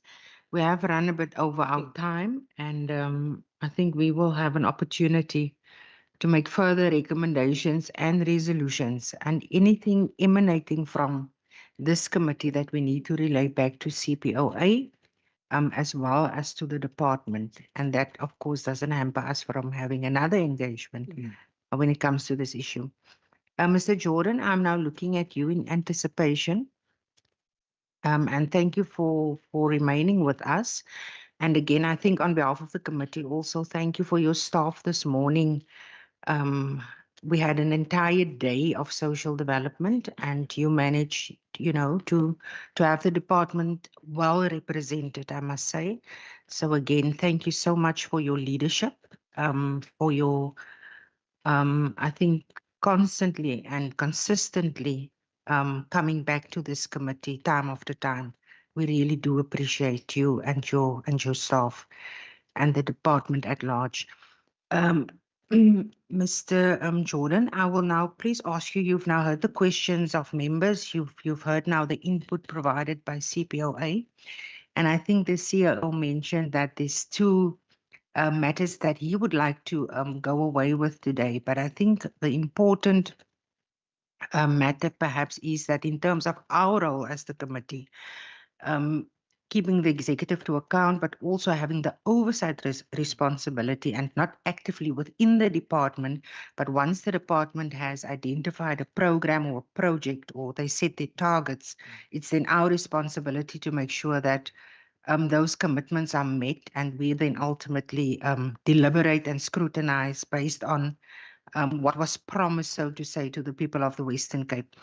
So I think there's also perhaps, if you can give some input, if you do not have the information at your disposal, we can, as I said, emanating from our resolutions and recommendations, write to you in that sense. But I think Perhaps just in terms of funding expectation, if you can perhaps just give us a brief background on that. Um, Obviously, there's a plan, there's a budget to a certain plan, but if you can perhaps just indulge the committee in that sense. Thank you, sir. Thank you very much, Chair. Yeah, this is a very needed project. If you look within the Western Cape, we've basically got an old age home in every town. We fund 117 old age homes in this Western Cape province. There's another 180 that's private, people with middle and high incomes that we do not fund, but we're still responsible for their norms and standards as well. So if you listen to the numbers, we're one of the provinces with the most old age homes compared to any other province. If you look at our population, that's projected to, well, standing already at 7.4, 7.5 million. And as you've seen at previous presentations, the older population is growing at a rapid rate. So it is this department and province's responsibility to prepare for that. We need to make provision for that. And with all the research that's been done over all these years, and also the insight of being so long involved with it myself, Kalicha is a dire need for an old age home facility. The only other facility that we really do have, and if I can say black community, is in Gugulethu. There's an old age home that also takes about 140 people in there. The black community, there's a lot of things that's changed over these years. If you look years ago, it was not really a given thing that a person from the black community goes to an old age home. It's seen as something we take care of our own parents. But society has changed so much with technology, with the young generations coming in, that they have a different perspective. And they are starting to see now as well as young adults not being able to take care of their older person or their parents, and they also looking at options of old age homes as a viable option for them as a working family. CPOA has come with me, came to me, the previous CEOs have come with this project 10 years ago. So it's a project that is not an overnight decision. It's something that is not come from rising from the dust because it's a nice to have. It's a necessity. So for that reason, CPOA did purchase the land. And I think that's also the issue why they're not looking at other property. What's the issue? The issue is that if I look at finances, DSD does not have the mandate to provide capital funding. It's not within our budget structure. Our money comes from transfer budgets allocated by Treasury, which is for the subsidies. We do not get capital from Treasury since we are not seen as a department that build buildings for NGOs. We must also take into account that NGOs are private entities. They've got their own board, their independent board. DSD have no mandate to appoint a board, hire, fire, or get rid of anybody. With the Older Persons Act, our pure role is that of oversight with norms and standards. And that's why the budgets is also not aligned with capital. If you have to approach for capital, it could be a possibility of the Department of Infrastructure. If you also look at the special needs housing policy that falls within the Department of Infrastructure, that is in the human settlement branch, which is a different concept. So there is some responsibility towards the Department of Infrastructure with building or providing capital for smaller places, but not for big residential facilities. So what's the options? First and foremost, we as a department, we support this project completely.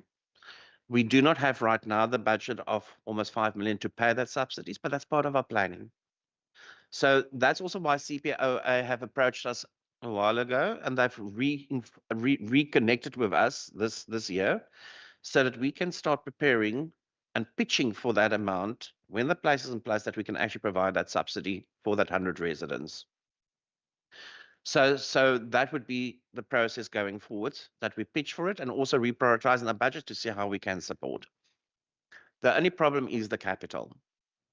And I think, without speaking on behalf of CPOA, why they've also brought it to the standing committee is for the standing committee to become aware of this kind of project, but also due to the fact that the standing committee's got a very strong role to play in advocacy and lobbying within a specific environment that's to the benefit of the community. Yeah. I can say the other thing we've done with Minister Launt is also, and you as a committee are quite aware of it, that we are taking very much proactive stance with trying to pull in private sector through the Cape Care Fund. So this is one of the projects that I have personally sent to the Cape Care Fund to see if it's a possibility that I can start pitching to the private sector to maybe get some capital to be able to contribute. CPOA has done a lot of work. As you've seen, they've got 56 million rand already, but they would need at least another 50 million rand just for capital. So that is a possibility of pitching it through the Cape Care Fund. But I think also it would be to endorse this project. It is a necessity for the Khayelitsha community. They've also consulted with various role players and community leaders in Khayelitsha. So it's not a project that's been thought out or dreamed out by CPOA or by DSD. It's a community need. They're endorsing it, the community. The community have actually quite eager for that to happen. So yeah, Chairperson, that's in a nutshell, but a big nut, in the way that we are supporting it. We are looking at assisting them by pitching it to the Cape Care Fund. We are willing to support it when the home is in place to look at how we can provide the subsidy.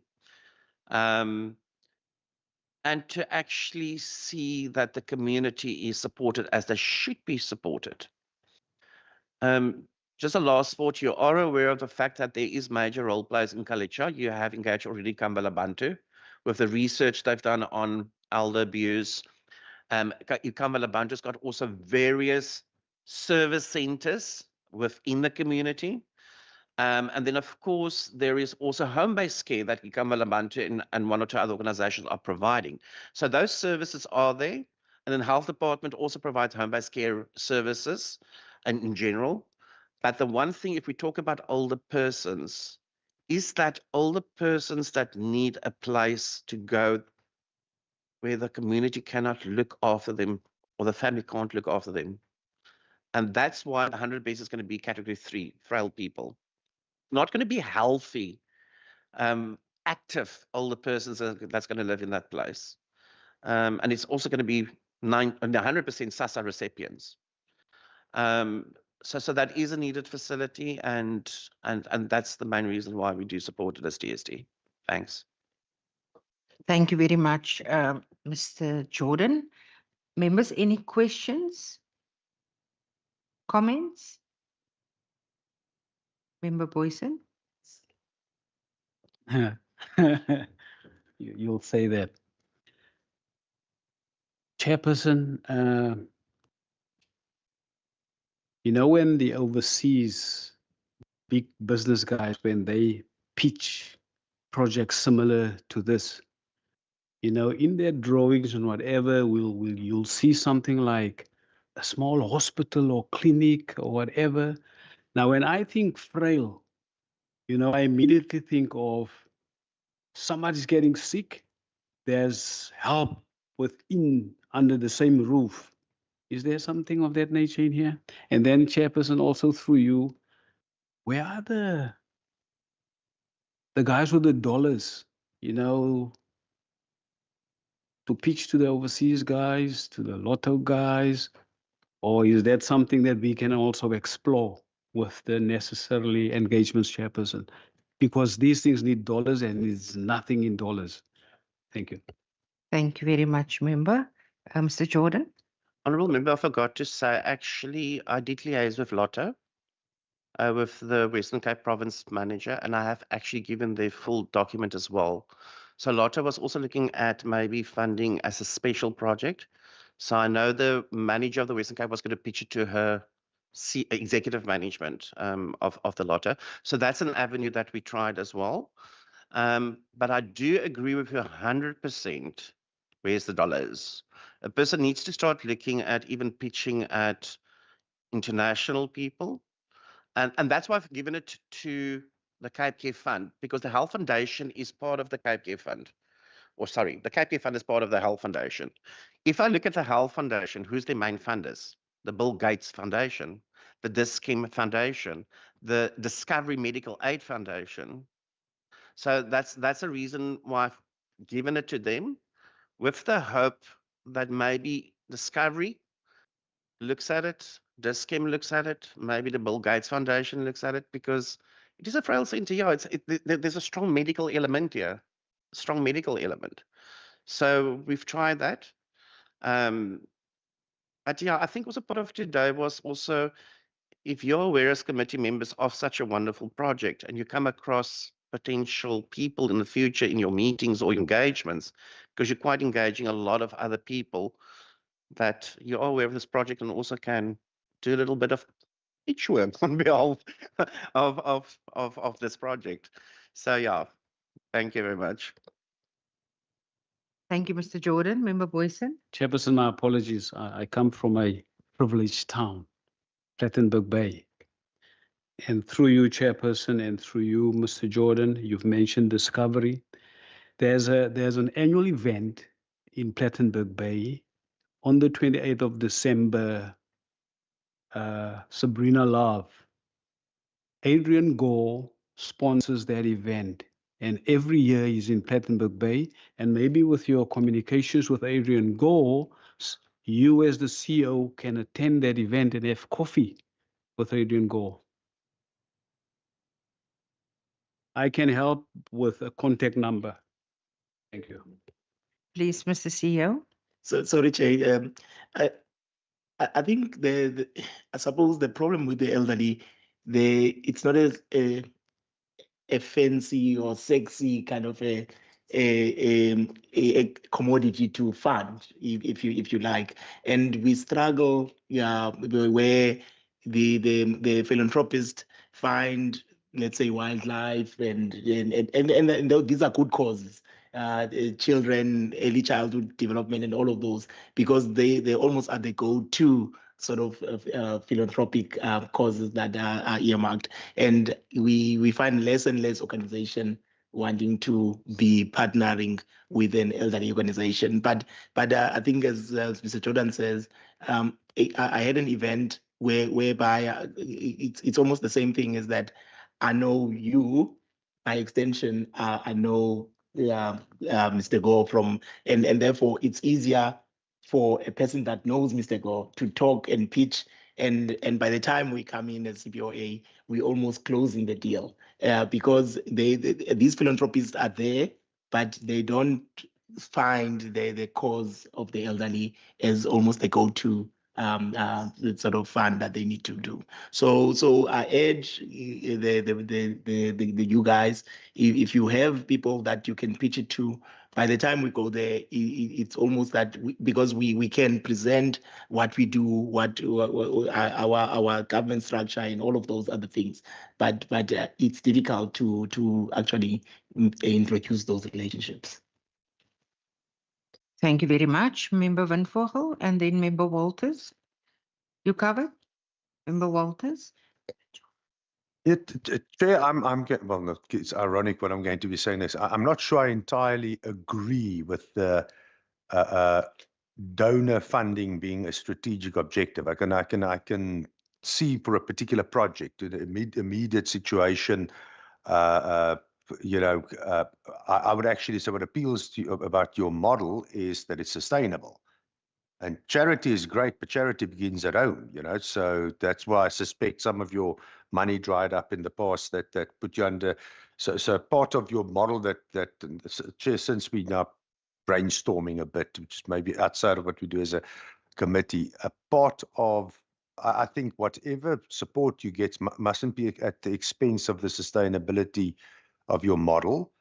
And I would actually think, and I know nothing about the field, but I think the market for your idea, donors, it's one thing, but it's actually people who are in economically difficult times, who did not budget for the future, who can, in fact, afford a life right as an alternative to something that they didn't have. I would actually connect it to not just the vicinity, but the life right. Selling of the life right is what is your sustainability.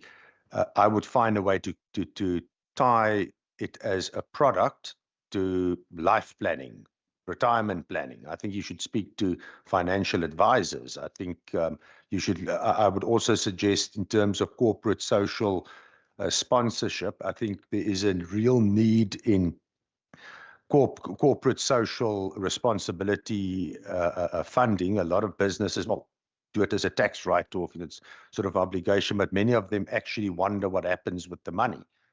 And at some very crisp projects, I don't know whether it's possible legally, I don't know what the hoops are there, it's something worth studying, but if corporate social funding is used for companies to buy life right for their own employees, which then is used as money to further subsidize people who don't have anything at all. I think there's lots of creative ways, Chair, to look at this that does not rely on donor funding. So I think it's a fascinating topic here. And Chair, we are slightly abusing your time here because our imaginations have been switched on. But what I do take, what I think is of relevance to this department, it's not the department of helping the elderly, department of helping the poor, whatever the case may be. It's actually the Department of Social Development. It's actually about solving the underlying problems that cause the problems of the elderly and all of that. And what I like about this, it's a sustainable thing that there's an underlying basis. It's a sustainable solution that if it can be scaled. And that's what I think, Chair, that was the intention also of you having them there. I certainly found this very enriching. Thank you very much, Member Walters. I do not see any further hands online or in chambers.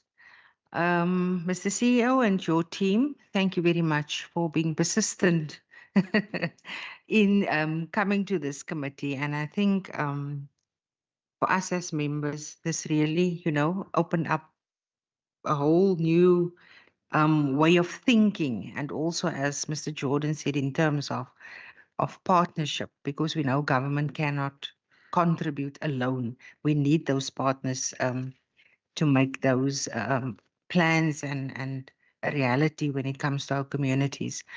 I also want to congratulate you in the wonderful work that you are doing. And I think we can really, as a committee, say that we fully support and endorse, and as far as possible, where we have the means and the connections, I almost want to say, and engagements, this is really something that we can positively promote to whoever. And then I want you to please take the details for Member Boyson. I think that might greatly assist going forward. Us as a committee, obviously, will also now have a conversation in terms of what further recommendations based on what was shared with us today we can take that forward. We will obviously liaise with you in that regard if we need any further information to compile our report as well as with the DSD. But I think for now we are fully covered in terms of exactly what it is, what you're doing and what you want to pursue as the CPOA. So again, thank you so much for your time. And I hope this is not the last time that we see you, that we can really track progress and as a committee, claim to be part of that success story. So thank you very much again, Mr. Jordan, for your time and your indulgence. We do appreciate all of your efforts as well, sir. Committee members, I will now excuse you. Thank you very much. We still have some business members.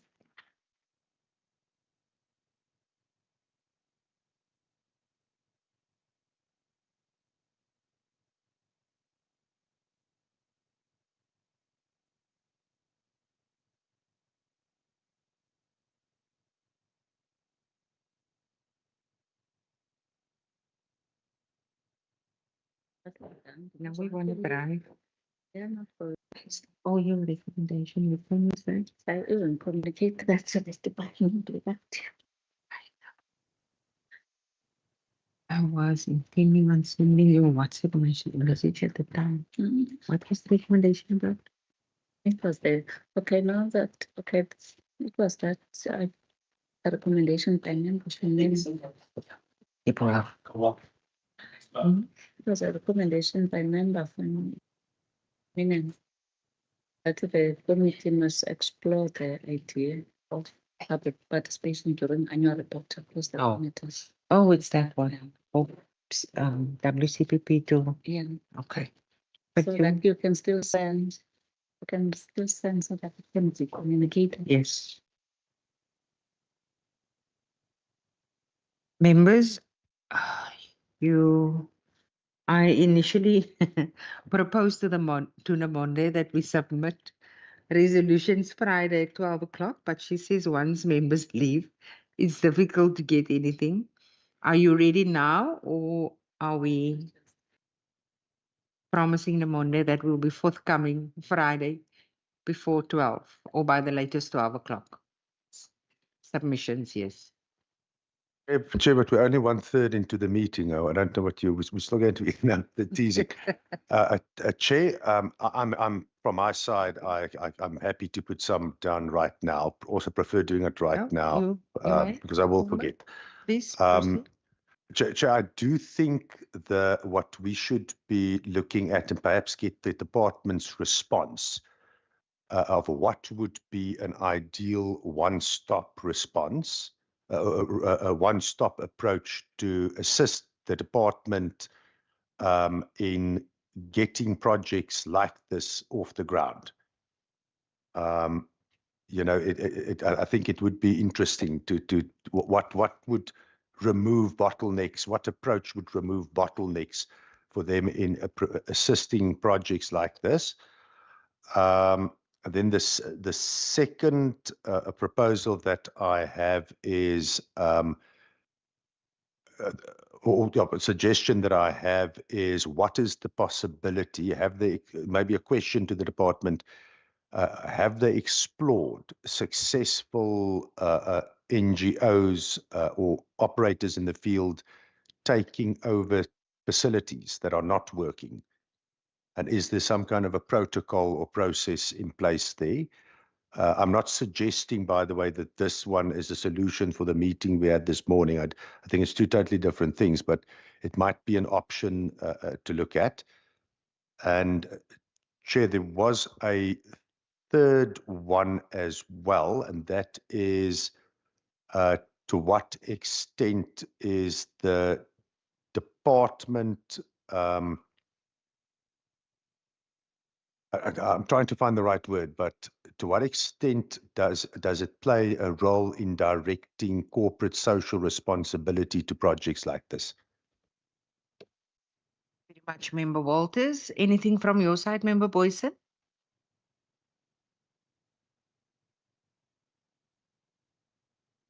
Sure, Chairperson. As a committee, we Yes. support the proposal in principle. Absolutely. Thank you very much, Member. Member Comfort? Yes, thank you, Chair. Chair, I think Member Walters mentioned it, and in principle, we can echo that we support the initiative and the proposal. Yes. So Thank you Chair. very much, Member Comfort. Duly noted. I see Member Stevens online. Thank you, Chair. I also fully support the suggestion from Member Walters, but I also would make a suggestion that, if possible, that in the future we also can go visit one or two of those facilities from the CPOA's Chair, if possible. Thank you. Thank you very much, Member Stevens. Duly noted and recorded by the procedural officer. And we thought we're clearing our committee program. We are populating, but nevertheless, I think it's important that we do so. Perhaps just members, you must now assist me in terms of Mr. Jordan's comment on that the department is in a way planning in terms of the funding expectations, depending on when this facility will actually be operational. They are planning on budgeting, if I can call it that, for those subsidies. I think from my side, I would want to know, how they do that. When do they anticipate? In which financial year do they? I'm sure it's not that easy to say, since obviously we've heard the challenges that CPOA has, but I think in terms of perhaps how does that model work, in planning forward, if you understand what I'm saying. Because perhaps you can contextualize that better than me, member Walters. Chair, I think you're on the same direction. If I can use an example, the way health showed us how they anticipate the impact on their budget of the national regulations, how they worked out, how they can ensure that vacancies don't rise. It's a similar principle that I think you're talking about. I would suggest that we ask for feedback from the department. How do they anticipate call it sustainability problems with projects that they are funding and would like to fund, and how do they plan for funding of projects like this in the long term? That's my attempt. Yeah, sure. That comes down to it. Any other recommendations, members?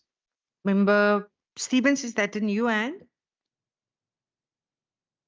No, sorry, Chair. Legacy hand. Legacy, thank you very much, members. And that deals with resolutions and recommendations. Honorable members, we are now considering and adopting the following committee documents. We have a committee report for the 2024-2025 annual report for the Department of Social Development with a reference WCPP 1165. Members, page 2, are there any additions or amendments to page 2? None. Page 3. Page 4. Can I ask for a proposer for the adoption of the report? Member Walters, seconded by Member Boyson. Thank you very much, members. Then we have the annual report minutes of the 20th of October 2025. Please do check your attendance on the first page, members. And the second page. Any additions, amendments? Nothing. Can I ask for a proposer? Member Walters and Member Boyson. Thank you very much. Duly adopted. Both the committee report for the 2024-25 annual report as well as the annual report minutes of the 20th of October 2025. Honorable members, our next piece of meeting documents is the minutes for the 19th of September 2025. Page 1. Any addition, amendments? None. Page 2. Page 3. And page 4. No additions or amendments. Can I have a proposer? I so propose, Chair. Thank you, Member Boyson, seconded by Member Walters. Members, then our last meeting document is our committee program. So we have at the very beginning of the page, obviously our program for today, and it definitely did not run until 12 o'clock. If you can perhaps just amend the time, then the second column. And then members, the 25th of November, which we will have a follow-up visit to Vermont Old Age Home in Knysna. And Ms. Jamke earlier informed me that all arrangements are in place for members to pursue that visit. I'm not sure whether you perhaps just want to give an indication of when we will be leaving and returning, please, Ms. Chamke. Let me quickly.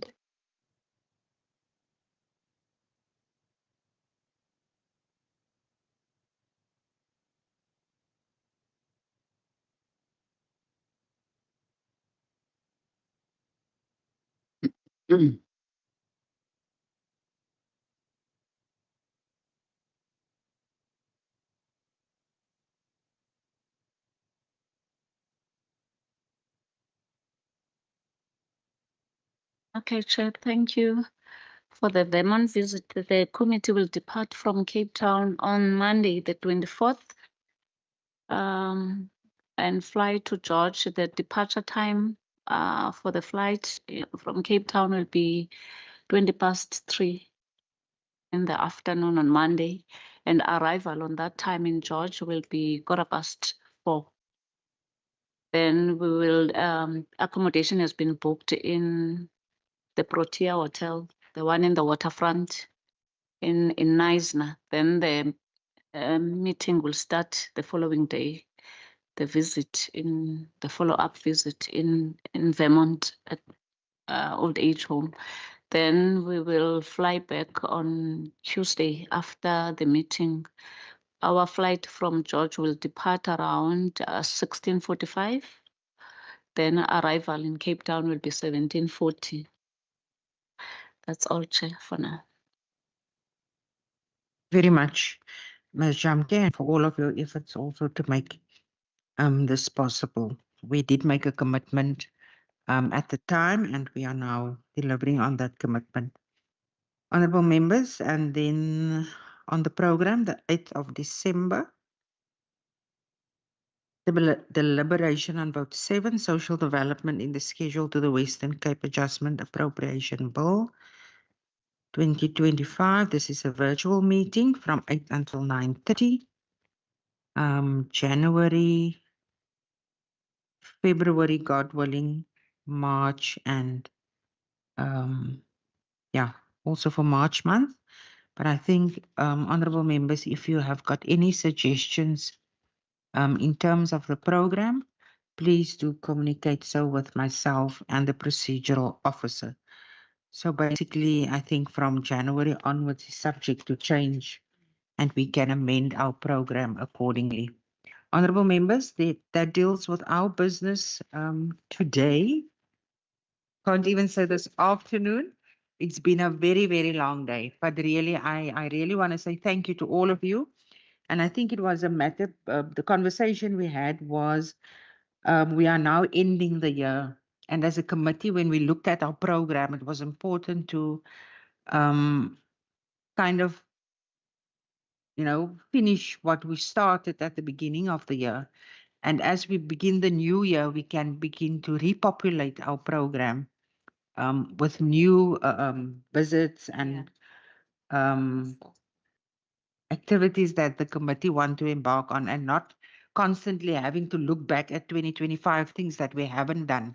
So we are way ahead, and I want to say thank you for your cooperation and your indulgence, members. Much appreciated. That deals with our meeting today. Our meeting is adjourned, and I wish you all a safe journey home. God bless. Thank you. Thank you, Chair. Thank you, Chair. Thanks, Chair. Thank you, members online.